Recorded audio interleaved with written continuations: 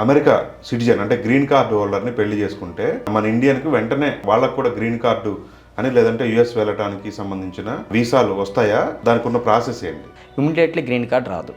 So ఇండియాకి వచ్చి అబ్బాయి ఇక్కడ ఇండియన్ అమ్మాయిని మ్యారేజ్ చేసుకున్న తర్వాత ప్రాపర్గా డాక్యుమెంట్ని ప్రిపేర్ చేసేసి మనం ఇండియన్ ఇమిగ్రేషన్ అప్లై చేస్తే వాళ్ళు అప్ టు 8 months నుంచి 1 year టైం తీసుకుంటారు. ఇమ్మీడియట్లీ గ్రీన్ కార్డ్ ఇవ్వరు.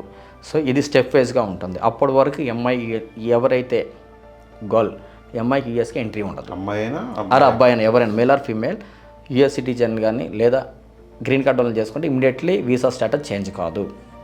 సో దీంట్లో మళ్ళీ హెచ్1బి ఒక అమెరికన్ హెచ్1బి హోల్డర్ని ఇండియన్ సిటిజన్ మ్యారేజ్ చేసుకుంటే ఇమ్మీడియట్లీ వీసా ఇంటర్వ్యూకి వెళ్తే విత్ ఇన్ 2 minutesలో rejected accepted immediately H4B stamping పడుతుంది. వీళ్ళు ఇమ్మీడియట్లీ యూఎస్లోకి షిఫ్ట్ కావడానికి అవకాశం ఉంది.